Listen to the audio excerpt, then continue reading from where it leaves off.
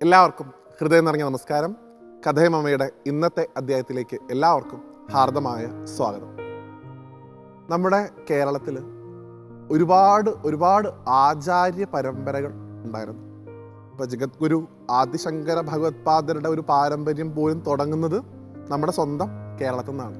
ഇങ്ങനെ വിവിധങ്ങളായിട്ടുള്ള ആചാര്യന്മാരുടെ ഒരു പാരമ്പര്യം നമുക്കുള്ളതിൽ ഏറ്റവും പ്രസിദ്ധമായിട്ടുള്ളൊരു ഭാവമാണ് ഈ ആചാര്യന്മാരിൽ തന്നെയുള്ള അവധൂത സ്വഭാവത്തിലുള്ള ആചാര്യന്മാർ. അവർക്ക് പ്രത്യേകിച്ച് ചിട്ടയൊന്നും ഉണ്ടാവില്ല. അവർക്ക് തോന്നുന്ന തരത്തിൽ സഞ്ചരിക്കും, അവർക്ക് തോന്നുന്നത് പറയും, തോന്നുന്ന പ്രവർത്തനങ്ങൾ ചെയ്യും. ഇങ്ങനെയൊക്കെ ചെയ്യുന്നത് കാണുമ്പോൾ പൊതുസമൂഹം അവരെ വിലയിരുത്തുക മാനസികമായിട്ടുള്ള വിഭ്രാന്തിയുള്ള ആളുകളായിട്ട് അല്ലെങ്കിൽ ഭ്രാന്തന്മാരായിട്ടൊക്കെ വിലയിരുത്തുന്ന ഒരു രീതി പ്രാചീന കാലത്തും ഉണ്ട്, ഇന്നും ഉണ്ട്. അങ്ങനെ നമ്മുടെ കേരളത്തിന് കിട്ടിയിട്ടുള്ള ഏറ്റവും അമൂല്യമായിട്ടുള്ള ആചാര്യ സമ്പത്തിൽ ഏറ്റവും ഔന്നത്യത്തിൽ നിൽക്കുന്ന ഒരു സങ്കല്പമാണ് നമ്മളൊക്കെ എപ്പോഴും വിളിക്കാറുള്ള ഭ്രാന്തൻ എന്ന പേരുകൊണ്ട് ഒരു തരത്തിൽ ആക്ഷേപിക്കാറുള്ള സാക്ഷാൽ നാറാണത്ത് ആചാര്യൻ എന്ന് വിളിക്കാൻ ഞാൻ താല്പര്യപ്പെടുന്നു, അല്ലെങ്കിൽ നാറാണത്ത് ഭ്രാന്തൻ. അദ്ദേഹത്തിൻ്റെ ശ്രീഭദ്രകാളിയുമായി ബന്ധപ്പെട്ട ഒരു കഥയാണ് ഇന്നത്തെ കഥയമമ്മയിൽ നമ്മൾ സംസാരിക്കുന്നത്. ഇതിന് ഒരുപാട് പ്രചാരമുണ്ട് ഈ കഥയ്ക്ക്, പക്ഷേ ഒരുപാട് തെറ്റിദ്ധാരണകളും ഈ കഥയിലുണ്ട്. അപ്പം ആദ്യം ആ കഥ എന്താണെന്ന് നമുക്കൊന്ന് കേൾക്കാം. അതിനുശേഷം ആ കഥയിലുള്ള തെറ്റിദ്ധാരണകളൊക്കെ നമുക്ക് ആവും വിധം പരിശോധിക്കാം. ഈ കഥയിൽ നാറാണത്ത് ഭ്രാന്തൻ എന്ന് വിളിക്കപ്പെടുന്ന ആചാര്യൻ അദ്ദേഹത്തിൻ്റെ സഞ്ചാര പദത്തെക്കുറിച്ച് പറഞ്ഞുകൊണ്ടാണ് തുടങ്ങുന്നത്. അദ്ദേഹത്തിന് നേരത്തെ പറഞ്ഞതുപോലെ എപ്പോഴും യാത്രകളായിരുന്നു. ഓരോ ദിക്കിൽ നിന്ന് അടുത്ത ദിക്കിലേക്ക് യാത്ര ചെയ്തുകൊണ്ടേയിരിക്കും. ഈ അവധൂത സ്വഭാവമുള്ള ആൾക്കാരൊന്നും ഒരു സ്ഥലത്ത് മാത്രമായിട്ടിരിക്കില്ല, അവരിങ്ങനെ സഞ്ചരിച്ചുകൊണ്ടേയിരിക്കും.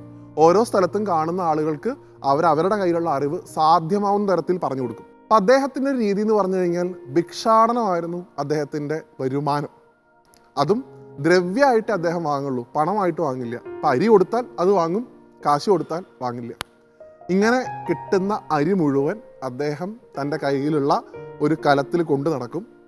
വൈകിട്ട് അദ്ദേഹം എവിടെയാണോ എത്തുന്നത്, അവിടെ തീയും കല്ലും ഒക്കെ ഉള്ളൊരു സ്ഥലം എവിടെയാണോ കിട്ടുന്നത് അവിടെ തന്നെ ചെന്നിരിക്കും.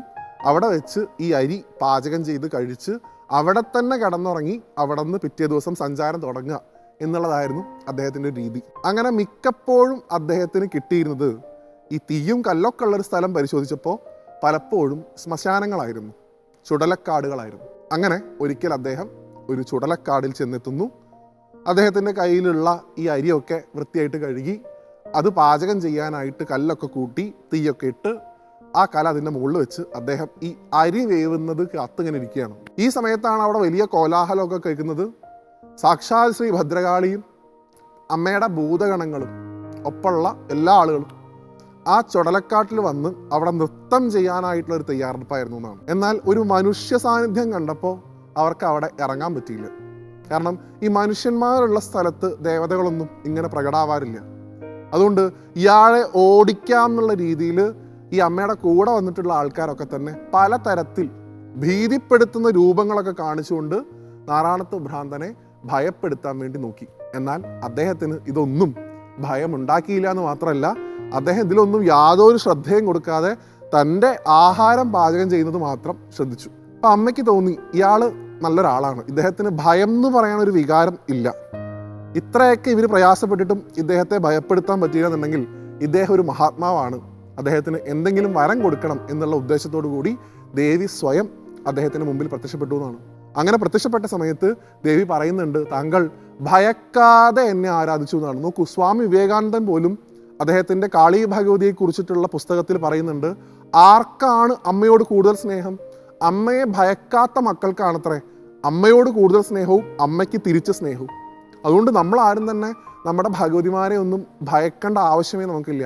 ഭയക്കാത്ത ധൈര്യത്തോടു കൂടി അവരോട് സംസാരിക്കാൻ നമുക്ക് സാധിക്കണം എന്നാണ് സ്വാമി പറഞ്ഞിട്ടുള്ളത്. അപ്പോൾ ഈ സ്വാമിക്കും, സാക്ഷാൽ നാറാണത്ത് ഭ്രാന്തനാകുന്ന സ്വാമിക്കും ഈ ഭയം ഉണ്ടായിരുന്നില്ല. അദ്ദേഹത്തിന് ഭഗവതി എന്തെങ്കിലും വരം കൊടുക്കാനായിട്ട് തുനിയുന്നു. വന്ന സ്ഥിതിക്ക് എന്തെങ്കിലും ചോദിച്ചോളൂ എന്നാണ് പറഞ്ഞത്. അദ്ദേഹത്തിന് ഇതിലൊന്നും താല്പര്യം ഉണ്ടായിരുന്നില്ല. അദ്ദേഹം പറഞ്ഞു ഒന്നും തന്നെ വേണ്ടാന്ന്.